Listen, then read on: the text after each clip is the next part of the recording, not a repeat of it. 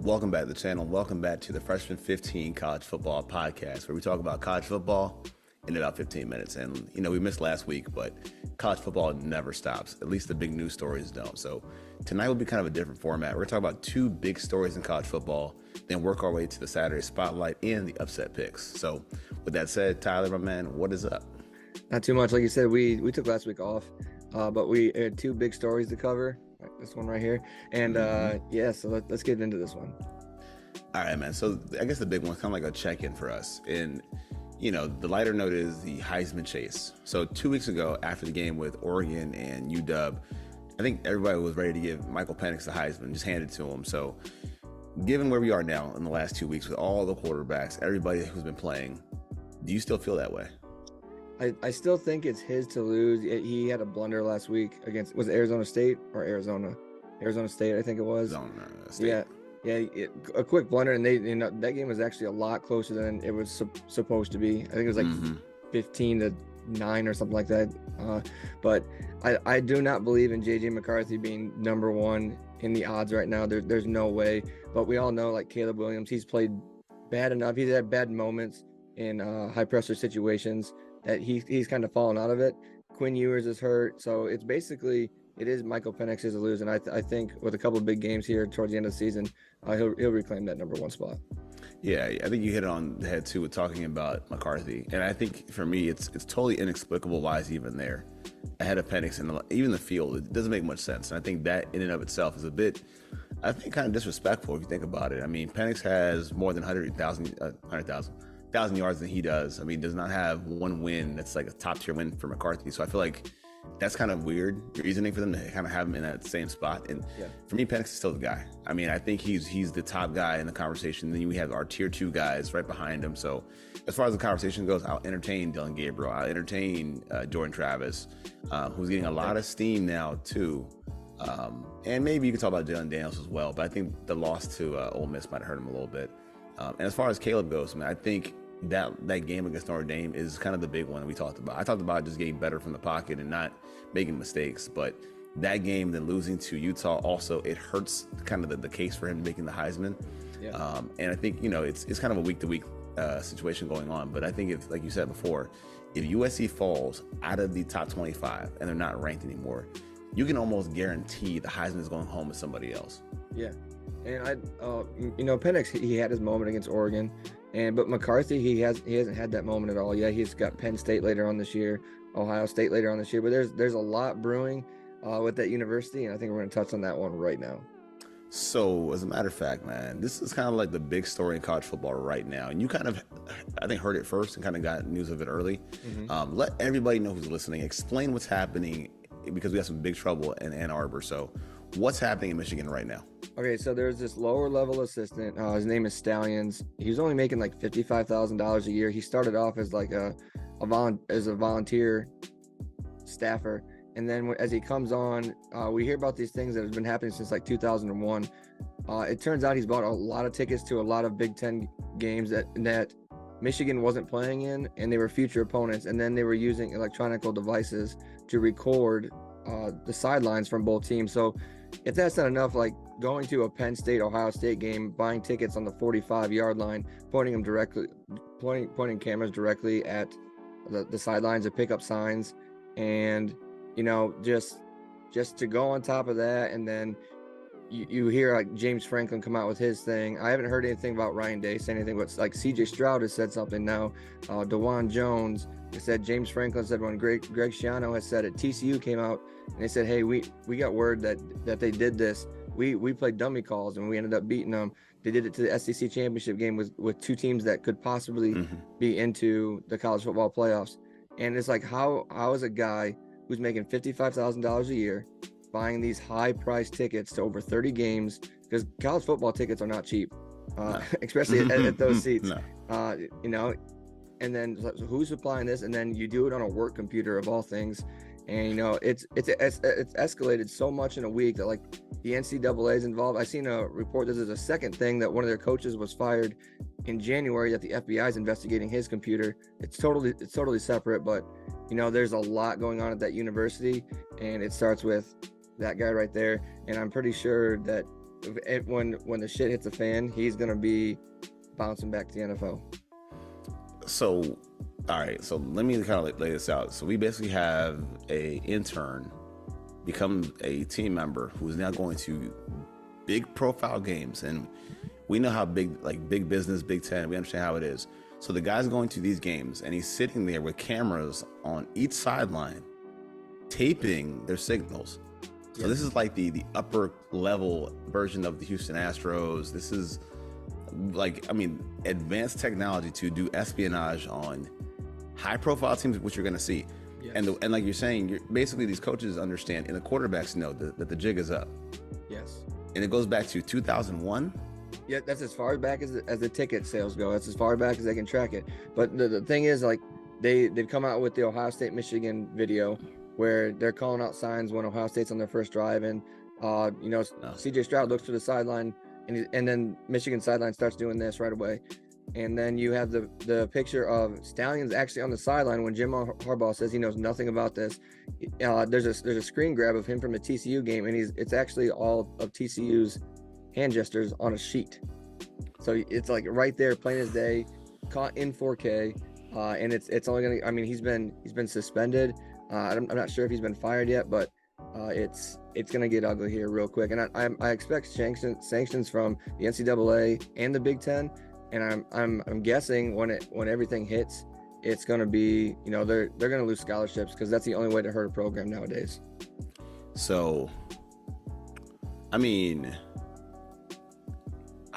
based on how you're framing it to me, now I've only heard of the death penalty a couple times in college football, right? Mm-hmm. And the most recent event was what happened at Penn State, which I'm not gonna go into detail about. Correct. But something like this is so egregious, so in your face about it, and almost like it's a known fact amongst your opponents.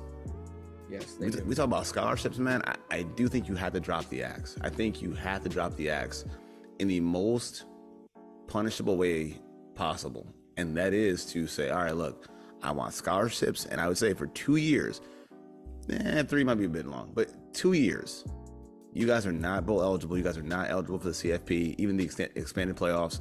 You guys are done. Done. I think for 2 solid years you're doing it. And it's funny because I think there was a probe that happened earlier with the university themselves, right? Where they put Harbaugh aside for a little bit from an internal investigation. He was buying cheeseburgers for recruits during COVID. Not supposed to do that. Now that's like low level stuff, but let's get this straight. Like, all college coaches scout in some different way. The problem here with Michigan is they're doing future scouting and then using electronics to do it as well. Like, you cannot do that. So the way to alleviate this is to go NFL, to go high school, because the NCAA is the only one that doesn't do it. Put the earpiece in the quarterback's ear and let the coach talk to the quarterback on the field, and then it's done. This whole thing goes away. But until that happens, this is the big story, and this is all we've heard about for like a week now. So it's gonna just continue, and as we get closer to the end of the season, when these high profile games come up with Penn State, Ohio State, because he did buy tickets to those games, but no one showed up to that game because this had already hit. So that's funny. Like, these tickets were bought to this game, but no one showed up in those seats, and they got video footage of everything. So it's gonna come to the forefront, and it's gonna be pretty ugly for Michigan, I think. I don't know how you can have a guy in contention for the Heisman with that happening at their school. I don't know how it's not stain on the university. And like you said, with Jim, when things get hot, he gets itchy feet. And I think that's going to be the next step, is where do you go to now? Because again, when the hammer drops, he's not going to be there. Somebody you undoubtedly will be there to pick up the pieces once he's gone. So, man, it's bad. I don't know how bad it was, but this is bad. Yeah, this is bad, and it's not going away. It's not going away. The more that we have the end of the Big Ten, we have these games happening. The game, it's not going anywhere soon. So it's gonna get crazy. Yeah. So now let's pull the reins a little bit to going from the big picture to the big day. Saturday. So Saturday we have our game set up. We have our Saturday spotlight set up. Now, I'm going to go ahead and start here. So the marquee game, and let's be honest here, the marquee games this weekend kind of featured the Pac-12. Yes. And the first game that I have for the Saturday spotlight is going to be Oregon at Utah.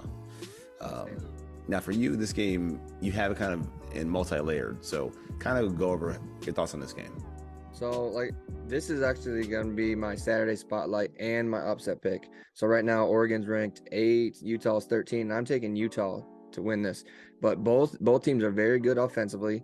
Now that I say that now that Bryson Barnes is in, they're averaging 34 points a game, 450 yards with him in. He's undefeated as a quarterback. He has played the last 2 Rose Bowl games for them, and they've only gotten better and better as he comes along.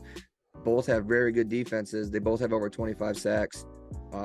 Neither of them turned the ball over. Like I said, Bo Nix, he has 1 interception. Utah's only turned the ball over 4 times, but Utah has a very good defense. We've seen them. We've seen early in the season when they were having quarterback issues before Bryson Barnes came back. They were in defensive slugfest with teams that have pretty good offenses.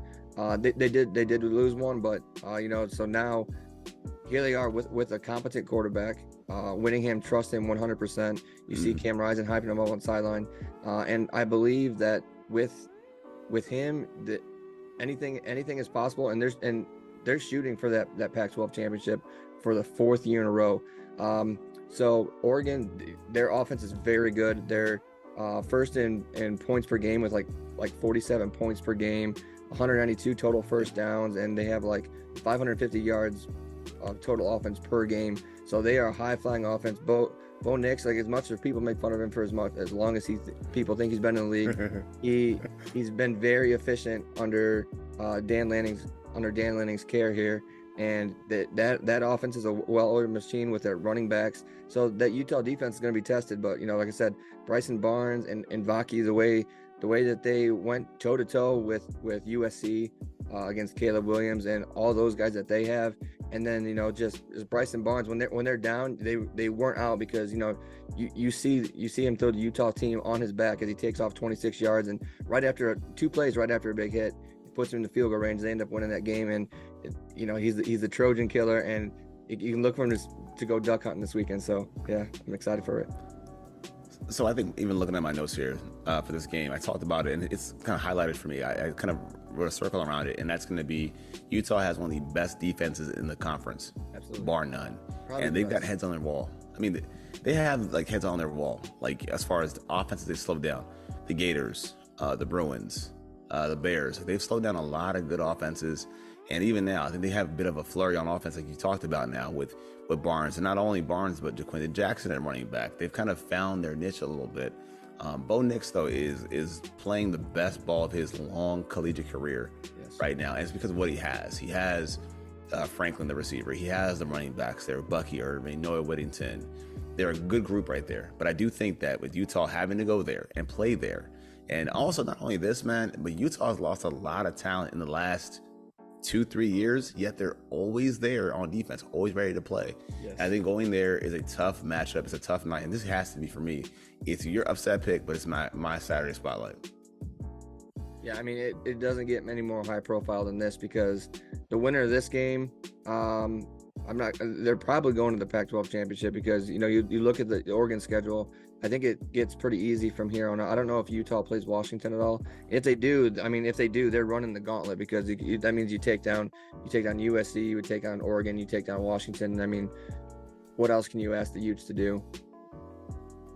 So, and this is kind of off the cuff, man, but do you feel like when we have this with the Pac-12, whoever the last team standing, do you think they've done enough to book a seat in the CFP? Regardless of who it is. Yeah, so I believe if it's one of those things like we talked about on the last show. If one beats up the one, it was kind of thing where we talked about Ohio State, Michigan, Penn State.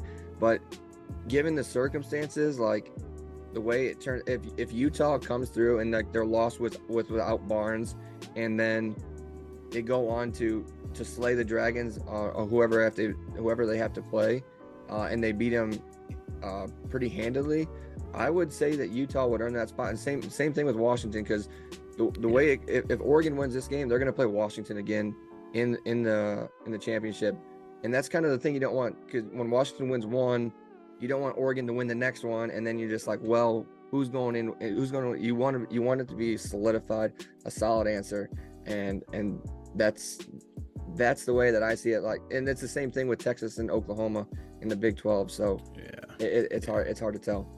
So, I mean, really, they would require a lot of chaos in their favor, not just in the conference, but outside the conference, looking at Utah, because you have number 8 Oregon this week. You have Arizona State, not so good. But then you have Washington on November 11th, which I still don't think is enough in and of itself to get there, because you got to play them again more than likely. So I think they need chaos to happen in the SEC as well as maybe the Big Ten for that to kind of go to fruition. I do think UW, because they're already there on that fast track, they just have to hold serve. They hold serve, against teams like USC, right, for example. I think they're kind of already in there, and I think they have the Beavs as well later on. So their SOS, or their strength of schedule, might be a lot better for UW to kind of get in there, provided those things work out for them. You did say Washington plays against Utah? Yep. Okay, so then, I mean, if Washington goes in and beats Utah, which is a very good defense, like we just said, then they deserve, if they would go on to win the Pac-12 championship, to be one of those Final Four teams. I only think the SEC is going to get one team. There's no way they put Alabama and Georgia at the same. There's no way. I'm knocking on wood that they don't do that.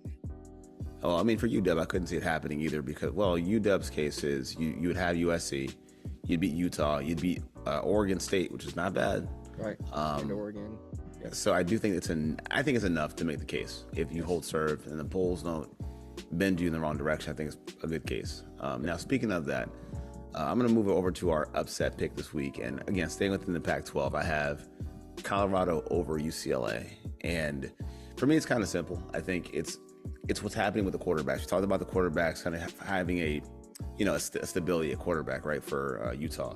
I think there's kind of a mixed signal here happening with UCLA as far as Chip kind of being non-committal about his quarterbacks, whether he wants to go with Ethan Garbers or Dante Moore. He insists upon all of his quarterbacks that are Power 5 quarterbacks. However, I think you can do a team a disservice by not kind of just planting your flag and sticking with it. And I think for them, the offense is kind of a bit challenged too. They popped off against Stanford, but they're still a bit challenged. I do think if you decide to go back to the freshmen, there's going to be a little bit of struggle, some friction happening there. Yeah. Whereas with Colorado, who does not have a good defense, very, very bad defense. Worst in the country. Easily. Yeah, they got 130 out of 130. They're the worst in the country. Worst in Stanford. Yeah. Now, thought in a second there. But my point is, with them, they have a team where they can kind of, they can kind of have the game kind of fall into their hands, because if the team is struggling on offense, you have no defense, then it kind of levels the playing field for you. And I do think like they're a pretty potent team. I think offensively, you have Hunter, you have Horn, you have Shador. That is enough. If a team is struggling any little bit on offense with your offense, you should have enough points. So I think now that they're a little bit healthier now, they should be able to win that game. So for me, I'm going to go ahead with the upset pick, and I'm going to go with the Buffs over the Bruins. So that would knock, is UCLA ranked right now? Would that knock them out of the top 25? Has to. Yeah, because that's gonna hurt everybody who's gonna end up playing them at the end of the season too. It's gonna hold no weight. And just so and just like I'm gonna say, when we look at these upset picks, for me especially, when it comes to this now, when I'm looking at the upset picks, if there's like a 20 something playing against a team that's probably ranked like 30 that they don't show up, I'm not gonna call that an upset pick, because one of these teams can lose at any time now. Now, let's say Kansas goes into Oklahoma this weekend and beats them. That's the upset pick. Like that's the one where you're like, oh, that if that's going to happen, that has huge ramifications on everything. And that's what I'm looking at for the upset picks, like this late in the season. And it gets harder, but these last couple of weeks, when sometimes these bigger teams are playing against each other. For example, we got LSU, Alabama coming up. That's a huge one. Both of those are stapled within the top 25 right now. So that's a prime example for an upset pick. But I'm not gonna, like I said, Oklahoma, Kansas would be a good example. But I'm not gonna take like Oregon State versus UCLA right now, because they're just gonna beat up on each other and it's gonna hold no weight later on. So that's what I'm looking for, and I take my upset picks now. So Vegas is actually feeling that game too. That KU game, Oklahoma, they're kind of feeling it too. Like it's a little. It spreads about 6.5, 5.5, something like that. Like they're really feeling that game. Yep. And before we wrap the show, man, it'd be some wild stuff out of the fallout. Like wild stuff out of the fallout. If the players leave Harbaugh and all flock to Dion. Ooh. Yeah. That'd be some wild stuff. Also, same conference too, I believe.